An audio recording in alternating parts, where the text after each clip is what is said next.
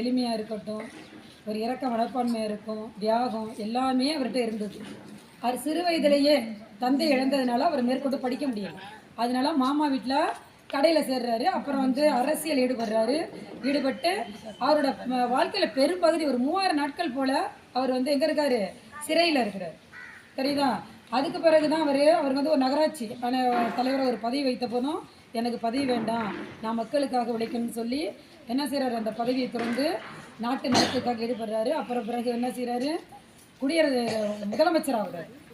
முதலமைச்சர் ஆகும்போதும் அவர் தான் மதிய உணவு, இன்றைக்கி நம்ம மதிய உணவு சாப்பிட்றோம்ல, சத்துணவு சாப்பிட்றோம்ல, அதுக்கு அடிப்படை அவர் தான் மதிய உணவு திட்டத்தை கொண்டு வந்தார். 60 தடவை காரில் போயிட்டு இருக்கும்போது நிறைய பிள்ளைங்க ஆடு மேய்ச்சிக்கிட்டு மாடு மேய்ச்சல் நிற்கிறாங்க. இவங்கெல்லாம் பள்ளிடம் போலேன்னு கூப்பிட்டு கேட்குறாரு, எங்களுக்கு சாப்பாடு இல்லை. ஏன்னா ஆடு மேய்க்கிறவங்க வீட்டில் சாப்பாடு கொடுப்பாங்க. அதனால அவங்க என்ன செய்கிறாங்க? ஆடு மேய்ச்சிக்கிட்டு இருக்காங்க. ஆடு மேய்ச்சிட்டு போனால் சாப்பாடு கொடுப்பாங்க. இல்லை காலையில் ஒரு வாளியில் சாப்பாடு கொடுத்து அனுப்பிடுவாங்க ஒரு பாத்திரத்தில். அது சாப்பாட்டுக்காக தான் பிள்ளைங்க என்ன செய்யுது? அங்கே ஆடு மாடு மேய்க்கிறத அவர் பார்த்தாரு. சரி, அப்போ உனக்கு சாப்பாடு கிடைச்சா நீ பள்ளிக்கூடம் போன்னு கேட்ட பிறகு போவோன்னு சொல்கிறாங்க. அதுக்கு பிறகு தான் என்ன பண்ணுறாரு? இந்த மதிய உணவு திட்டத்தை கொண்டு வர்றாரு. சரிதான்? அதே போல் அவருக்கு சொந்தக்காரவங்க யாரும் வந்தா, ஐயா என் பையனுக்கு மெடிக்கல் காலேஜில் இடம் வாங்கி கொடுங்க அப்படின்னு கேட்டால் ரொம்ப சொந்தக்காரந்தாங்களாம் எந்த சிபாரிசும் பண்ண மாட்டார். அவனுக்கு தகுதி இருந்தால் அவன் என்னவான்? அவனுக்கு தகுதி இருந்தால் அவனுக்கு சீட்டு ஆட்டோமேட்டிக்காக கிடைக்குன்னு சொல்லிடுவார். அதே போல் எளிமையன் சிகரம் அவர் நினச்சா அவர் முதலமைச்சராக இருந்தார். அவர் என்ன பண்ணுவார்? அவர் திருமணம் பண்ணிக்கல. அவங்க அம்மா ஊரில் இருக்காங்க, இவர் சென்னையில் இருக்கார். அவங்க அம்மாவுக்கு சரி, ஒரு முதலமைச்சரோட அம்மா வச்சுன்னு ஒரு பைப்பை கொண்டு தெருவில் பிடிக்கிறாங்களே தண்ணி அப்படின்னு சொல்லி வீட்டுக்குள்ளே ஒரு தண்ணி பைப்பு வச்சு இப்போ மறுபடியும் போகிறார். இப்போ அம்மா ஏதும்மா வீட்டுக்குள்ளேயே பைப்பு இருக்குன்னு, நாங்கள் தான் ஏன் போட்டு கொடுத்தோன்னு பக்கத்தில் இருக்க ஹவுஸ் மாதிரி சொல்கிறாங்க. அது எப்படி எல்லா அம்மாவுக்கு போட்டு கொடுப்பீங்களா? எல்லா அம்மாவுக்கு போட்டு கொடுப்பீங்களா? முதலமைச்சர் அம்மானா என்ன எல்லாரும் ஒன்று தான், கலட்டு பைப்பு அப்படின்ட்டு. அதுபோல் சாப்பாடும் அவர் நினச்சா அவர் ஆர்டர் போட்டால் எங்கே இருந்ததுனாலும் சாப்பாடு, சென்னையில் இருந்தார், எவ்வளோ பெரிய ஹோட்டல்லாம் இருக்கும், அங்கே சாப்பாடு என்ன சாப்பாடு வேணாலும் கிடைக்கும். அவர் நினச்சா நான்வெஜ்ஜு வெஜ்ஜு எல்லாம் சாப்பிட்லாம். ஆனால் அவருக்கு ஒரு வேலைக்காரர் இருப்பார், அவர் சமைச்சு கொடுக்குற எளிமையான உணவை தான் சாப்பிடுவார். அவருக்கு என்றைக்காச்சும் அசைவ உணவு நான்வெஜ் சாப்பிட்ணுன்னு தோணுதுன்னா அந்த வேலைக்காரர் போய் முட்டை வாங்கிட்டு அதை போட்டு தான் அவர் ஏதோ கிரேவி மாரி இல்லை குழம்பு மாரி வச்சு கொடுப்பாங்களா, தான் நான்வெஜ்ஜும் அவருக்கு. அவர் நினச்சா என்ன வேணால் எந்த ஹோட்டல் வேணாலும் எது வேணாலும் சாப்பிட்லாம். அதே போல் அவர் வாங்கி கூட சமையலை வச்சு சமைச்சு சாப்பிட்லாம். அது மாதிரிலாம் அவர் செஞ்சதே கிடையாது. சரிதா? அது மாதிரி செஞ்சதே கிடையாது. அவரோட முதலமைச்சருக்கு வர்ற வருமானத்தில் 4/4 ஒரு பங்கை ஏழை மாணவர் படிப்புக்காக செலவிட்டுருவார். இது மாதிரி அவரை பற்றி சொல்லிகிட்டே போகலாம். அவர் அதிகம் படிக்காதவர்னு சொல்லி அவரோட வேலை பார்க்குற அவர் அமைச்சரில் இருந்தவங்கெல்லாம் இவர்கிட்ட சொல்லும்போது இவங்க அவரை தாண்டி இவர் திட்டம்லாம் போட்டு கொடுப்பார். ஒரு தடவை நேருஜி போய் பார்க்கும்போது ரொம்ப அப்படியே மனசு தளர்ந்து ஒரு வாடி இருந்தார். ஏன்ப்பா அப்படி இருக்குன்னு கேட்டோன்னே, இந்த இவர் ராணுவத்துள்ள அமைச்சர் யார் பேச்சே கேட்க மாட்டாருன்னா, ஏன் இப்படி வச்சுருக்க 3 படையை அப்படி சொல்லி பிரிக்க வச்சு அவருக்கே ஒரு ஐடியா கொடுக்குறாரு. அதை கிங் மேக்கர் நிறைய பிரதமரே உருவாக்கியிருக்கிறார். ஒரு முதலமைச்சராக இருந்து பிரதமரே உருவாக்கிய பெருமை யாரை சேரும்? காமராஜர் அவர்களை தான் சேரும். அதனால் அவர் கிங் மேக்கர்னு சொல்லுவாங்க. இது மாதிரி பல சிறப்புகள் சொல்லிகிட்டே போகலாம் அவரை பற்றி. எளிமையின் சிகரமாக இருந்தார், தியாகச்சுடராக இருந்தார், கருப்பு காந்தி, இந்த மாதிரி சொல்லிகிட்டே போகலாம். அதனால் அவர் உலகம் உள்ளளவும் அவர் புகழ் என்றும் மறையாது. அவரை பற்றி பேச வாய்ப்பு அளித்தமைக்கு நன்றி கூறி விடுகிறேன்.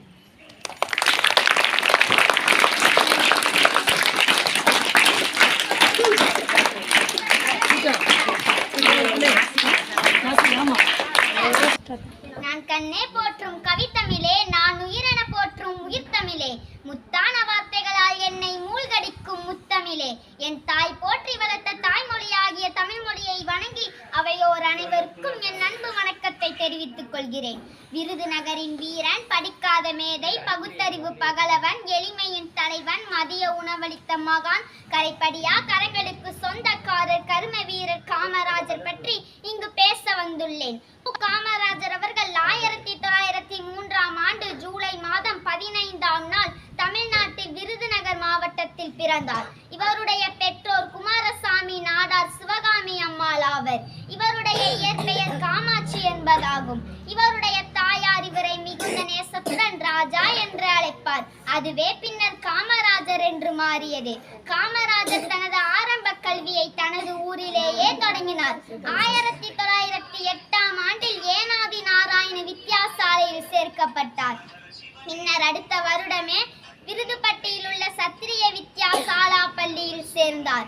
6 வயதில் இருக்கும் பொழுதே தந்தை இறந்ததன் காரணமாக படிப்பை தொடர முடியாத நிலையில் தள்ளப்பட்ட காமராஜர் தனது மாமாவின் துணிக்கடையில் வேலைக்கு சேர்ந்தார். சிறுவயது முதலே சுதந்திர போராட்ட தலைவர்களின் பேச்சுகளால் கவரப்பட்ட காமராஜர் 1920 தன் 16வது வயதில் தன்னை காங்கிரஸில் இணைத்துக் கொண்டார். உப்பு சத்தியாகிரகம், ஒத்துழையாமை இயக்கம், வைக்கம் சத்தியாகிரகம் போன்ற பல போராட்டங்களில் பங்கேற்ற இவர் தன் வாழ்நாளில் 9 ஆண்டுகள் சிறையில் கழித்தார். காங்கிரஸ் கட்சியின் முதன்மை பேச்சாளரும் தலைவருமான திரு சத்தியமூர்த்தி அவர்களை தன் அரசியல் குருவாக ஏற்றுக்கொண்டார். இந்தியா சுதந்திரம் அடைந்த பிறகு 1953ஆம் ஆண்டு முதன்முறையாக முதலமைச்சராக பொறுப்பேற்றார். பிச்சை புகினும் கற்கை நன்றே என்ற ஔவையாரின் வரிகளுக்கு ஏற்ப இவருக்கு முந்தைய ஆட்சியில் மூடப்பட்ட 6000 பள்ளிகளை திறந்தார். 1000 ஆலயங்களை கட்டப்படுவதை விட ஒரு பாடசாலையினை கட்டுவது சால சிறந்தது என்ற வரிகளுக்கு ஏற்ப காமராஜர் அவர்கள் 17,000 பள்ளிகளை திறந்தார். சுவர் இருந்தால் தான் சித்திரம் வரைய முடியும், வயிறு காய்ந்தால் படிப்பது எப்படி? இதனால் காமராஜர் அவர்கள் மதிய உணவு திட்டத்தை ஏற்படுத்தினார். பள்ளி சிறுடை முறையை அறிமுகம் செய்ததும் காமராஜர் தான்.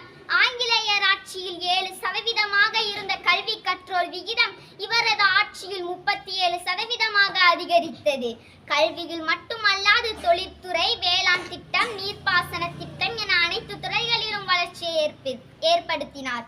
கர்ம வீரர் காமராஜர் தொடர்ச்சியாக 3 முறை முதலமைச்சராக பொறுப்பேற்றாலும் கூட இவர் 1963ஆம் ஆண்டு அக்டோபர் 2ஆம் தேதி காந்தி ஜெயந்தி அன்று பணியினை ராஜினாமா செய்தார். அதன் பிறகு 1964ஆம் ஆண்டு அகில இந்திய காங்கிரஸ் தலைவராக பொறுப்பேற்றார். தான் பிரதமராக 2 முறை வாய்ப்புகள் வந்த போதும் அதை மற்றவர்களுக்கு விட்டு கொடுத்ததால் இவரை கிங் மேக்கர் என்று அழைத்தனர். திருமணமாகாமல் தன் வாழ்நாள் முழுவதும் மக்கள் பணியாற்றிய காமராஜர் 1975ஆம் ஆண்டு அக்டோபர் 2ஆம் தேதி தன் 72வது வயதில் காலமானார். முதலமைச்சர் மற்றும் அகில இந்திய காங்கிரஸ் தலைவராக இருந்தாலும் கூட வாடகை வீட்டில் வசித்து வந்த காமராஜர் இறக்கும் பொழுது அவரிடம் இருந்த சொத்துக்கள் சில கதிர்வேட்டிகள், சட்டைகள், புத்தகங்கள், 150 ரூபாய் பணம், பொருளெல்லாம் செல்வமில்லை என கல்வியை உலகிற்கு தந்து சென்றாய், பெறுவதெல்லாம் நமக்கில்லை என ஊருக்கு உழைத்து கொடுத்தாய், வாழ்வதெல்லாம் வாழ்க்கை இல்லை, போன பின்னும் மக்கள் மனதில் நீங்கா இடம் பிடித்த காமராசரை உயிருள்ளவரை போற்றுவோம் என்று கூறி என் உரையை நிறைவு செய்கிறேன். நன்றி, வணக்கம்.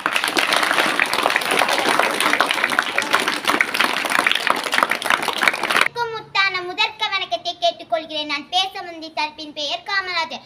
காமராஜர் ஜூலை 15ஆம் தேதி 1903ஆம் ஆண்டு பிறந்தார். தமிழ்நாட்டில் உள்ள விருதுநகரில் பிறந்த அவரது தந்தையின் பெயர் குமாரசாமி, அவரது தாய் சிவகாமி அம்மையார். இவர்களின் மகனாக பிறந்த தமிழ்நாட்டில் உள்ள விருதுநகரில் பிறந்தார்.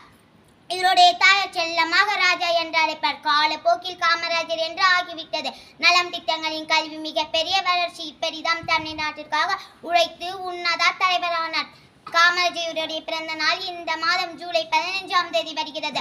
அதனால் பள்ளி படிக்கும் மாணவர்களுக்கு உதவி நோக்கத்தில் படிக்காத மேதையே கர்ம வீரரை தென்னாட்டு காந்தி பெரும் தலைவர் இவ்வாறு உலக மக்கள் அழைக்கப்படுகிறார்கள். தன் தமிழகத்திற்காக உழைத்து உன்னத தலைவரானார். அதற்கு அடுத்த ஆண்டு 8ஆம் வகுப்பு மாணவியர்கள் T Mousika, S Subiksha, Rajeeva Varshini, T Mushina, K அஷ்பிகா.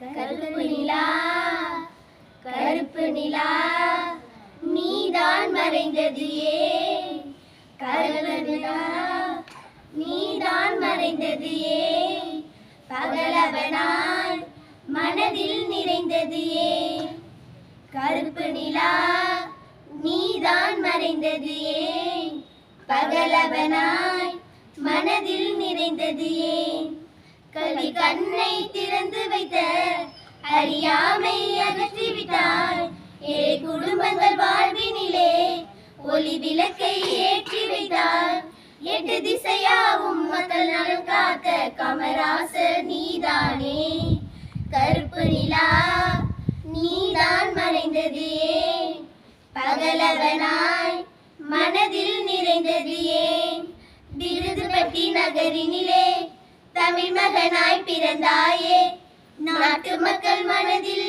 என்றும் தலைமகனாய் வாழ்ந்தாயே. மாநிலத்தின் வளர்ச்சிக்கு உறங்காமல் உழைத்தாயே, நானிலமை போற்றும் வகையில் திட்டங்களை விதைத்தாயே. வானம் உள்ள காலம் வரலாறும் உன்னை கூறும், நேர்மையின் முழு தேகமே உன்னை நாளும் மறவோமே. கருப்பு நிலா நீதான் மறைந்தது ஏன், பகலவனாய் மனதில் நிறைந்தது ஏன்.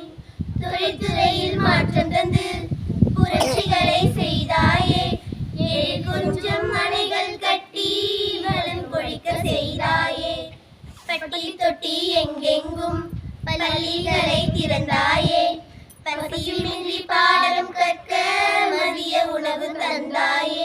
வானம் உள்ள காலம் வரலாறும் உன்னை கூறும், ஏழையின் பங்காளனே உன்னை நாளும் மறவோமே.